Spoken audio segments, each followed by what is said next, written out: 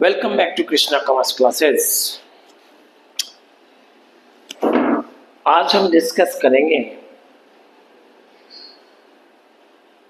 Objectives of the financial management. Financial management का क्या objective है डिस्कस करेंगे। There are two basic objectives under financial management.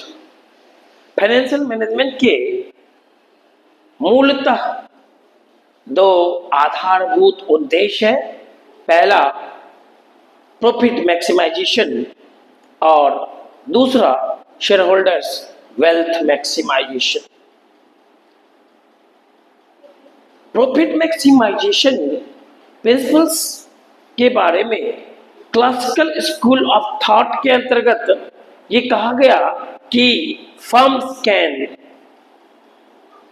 maximize its profit by managing its available resources efficiently and in effective way। Profit maximization concept के अंतर्गत classical school of thought के अंतर्गत कहा गया कि फर्म अपने लाभ को अधिकतम कर सकती है यदि वह अपने तमाम उपलब्ध संसाधनों का, तमाम उपलब्ध रिसोर्सेज का एफिशिएंटली उपयोग करती है। तो that means the underlying rational of profit maximization is efficiency.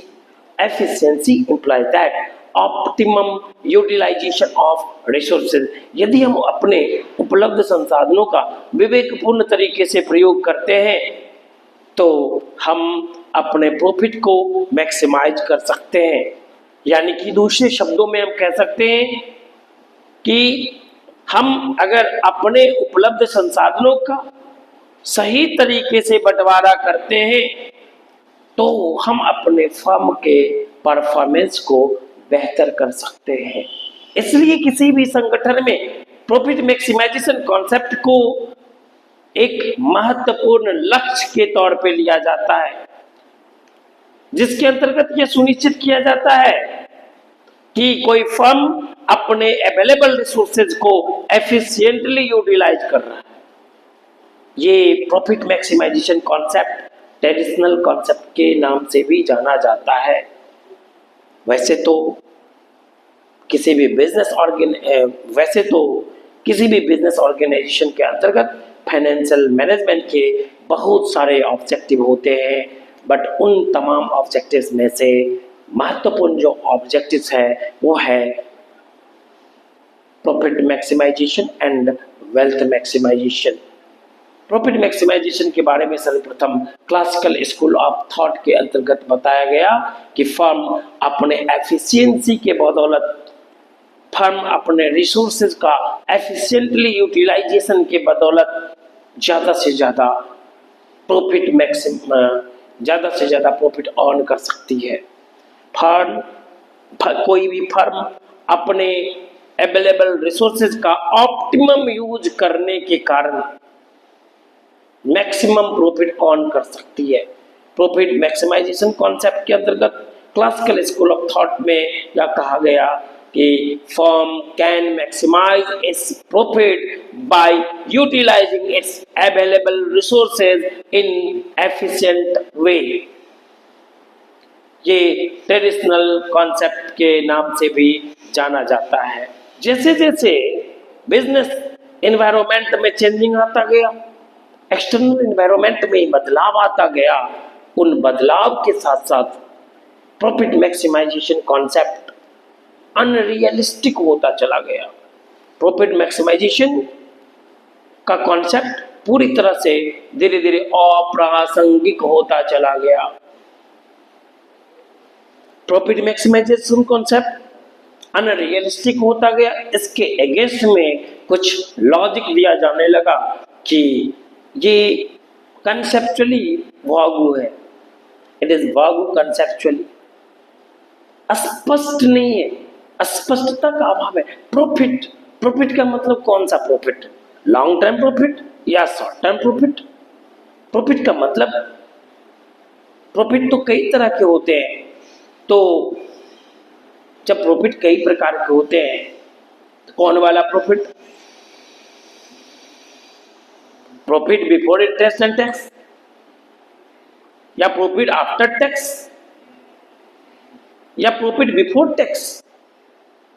Profit before interest and tax को हम ऑपरेटिंग प्रॉफिट भी कहते हैं, या नॉन ऑपरेटिंग प्रॉफिट। एक होता है ऑपरेटिंग प्रॉफिट, एक होता है नॉन ऑपरेटिंग प्रॉफिट। तो कौन सा प्रॉफिट? तो ये चीज प्रॉफिट मैक्सिमाइजेशन कॉन्सेप्ट में नहीं कहा गया कि कौन सा प्रॉफिट है। प्रॉफिट यानी स्पष्टता का अभाव है। प्रॉफिट मैक्सिमाइजेशन कॉन्सेप्ट में टाइम वैल्यू ऑफ मनी के बारे में कुछ भी नहीं बताया गया। It ignores the time value of money. What is time value of money? 1 rupees today is more valuable than 1 rupees tomorrow is called time value of money. 1 rupees today is more valuable than 1 rupees tomorrow is called time value of money. आज का 1 रुपया आने वाले कल के 1 रुपया से ज़्यादा मूल्यवान होता है, उसे हम टाइम वैल्यू ऑफ मनी कहते हैं। Profit maximization concept. Profit maximization concept ignores the risk factor. ये रिस्क फैक्टर के बारे में कुछ भी नहीं बताता, पूरी तरह से इग्नोर करता है।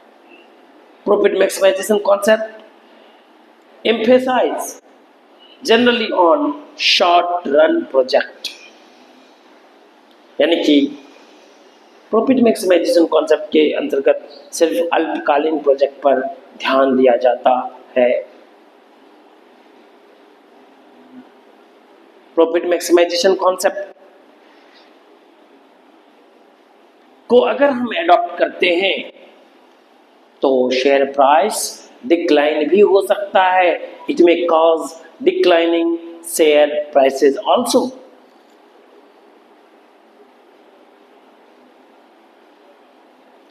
प्रॉफिट मैक्सिमाइजेशन कॉन्सेप्ट मतलब ऐसा नहीं हो कि एक किसी फर्म का, ऐसा नहीं हो किसी ऑर्गेनाइजेशन का मूल उद्देश्य सिर्फ प्रॉफिट को ही मैक्सिमाइज करना हो। Profit maximization concept is one of the objectives of the financial management. It is not only one objective of the financial management. Profit maximization concept जो है वो फाइनेंशियल मैनेजमेंट का कोई केवल एक ऑब्जेक्टिव हो सकता है। ऐसा नहीं है कि यही केवल एक ऑब्जेक्टिव है, इसके अलावा भी बहुत सारे ऑब्जेक्टिव्स हैं। And it is not only one important objective, it is one of the objectives. यदि हम वेल्थ मैक्सिमाइजेशन कॉन्सेप्ट की बात करें, वेल्थ मैक्सिमाइजेशन कॉन्सेप्ट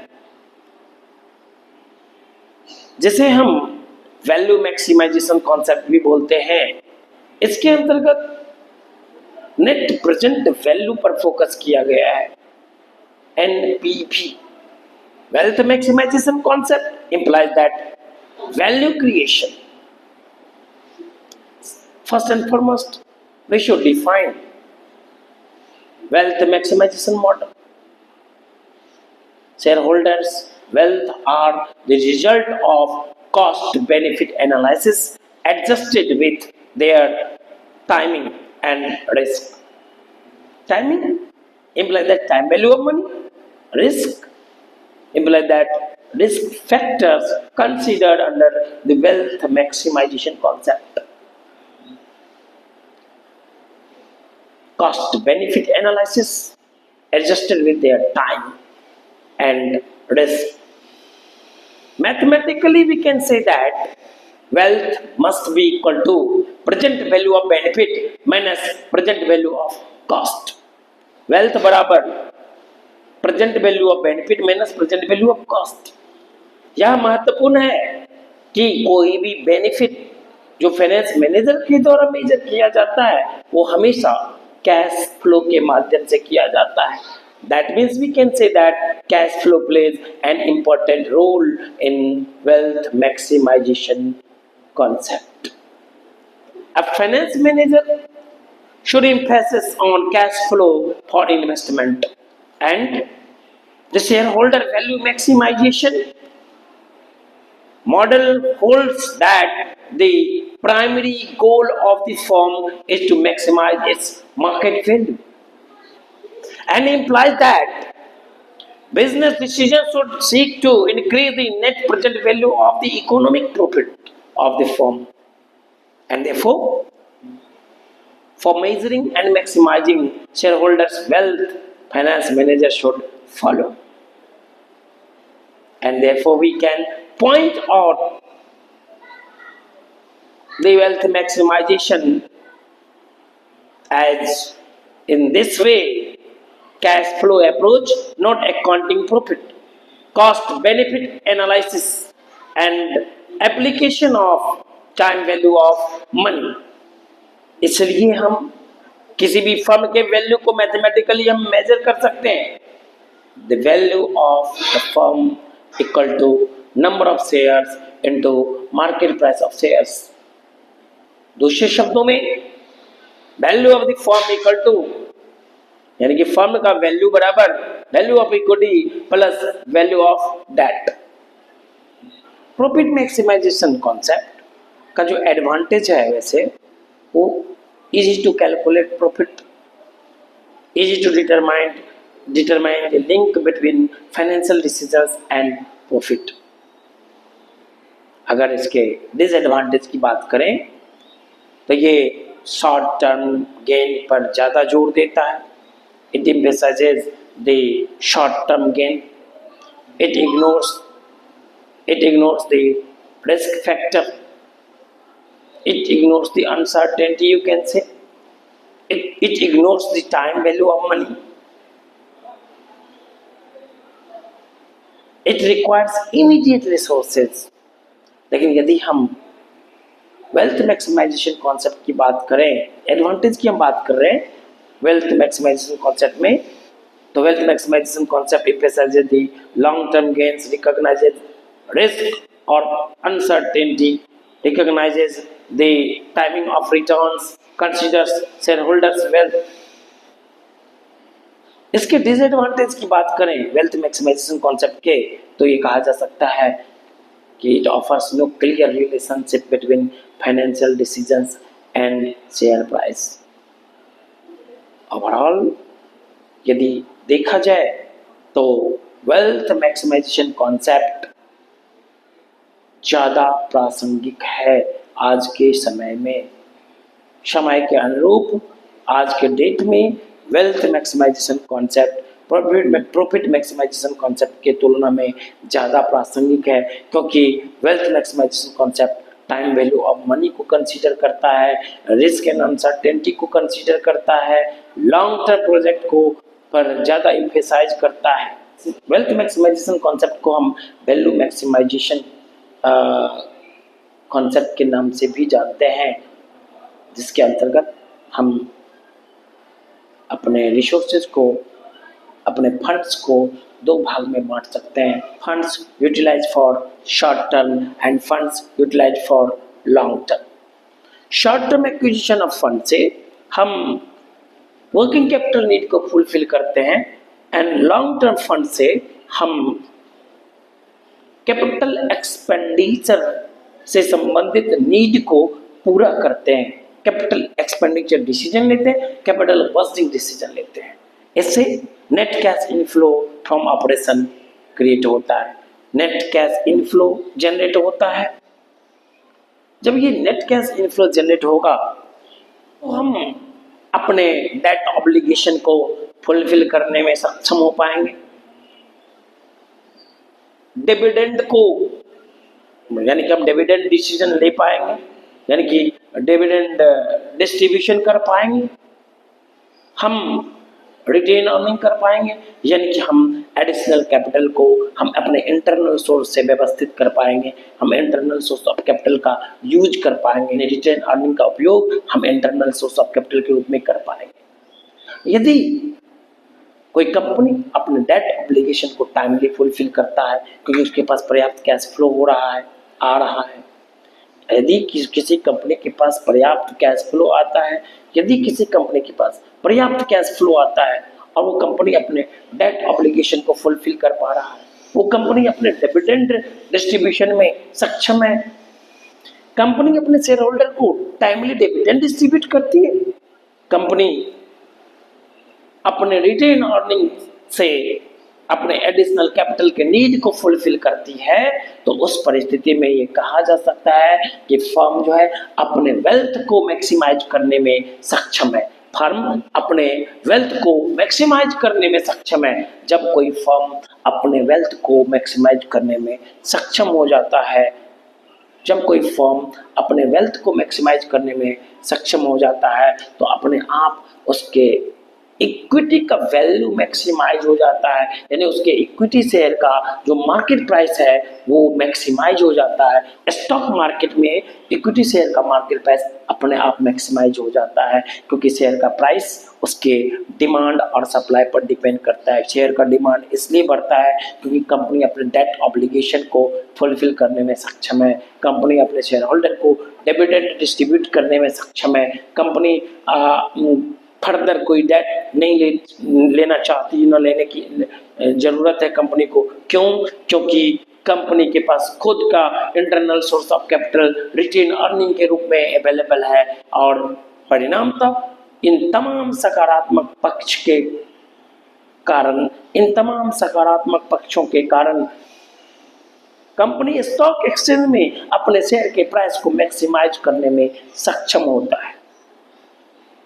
तो ये था हमारा ऑब्जेक्टिव्स ऑफ फाइनेंशियल मैनेजमेंट। हम इसी तरह से फाइनेंशियल मैनेजमेंट के अलग अलग टॉपिक्स पे डिस्कशन करेंगे और न्यूमेरिकल क्वेश्चंस पे भी डिस्कशन करेंगे।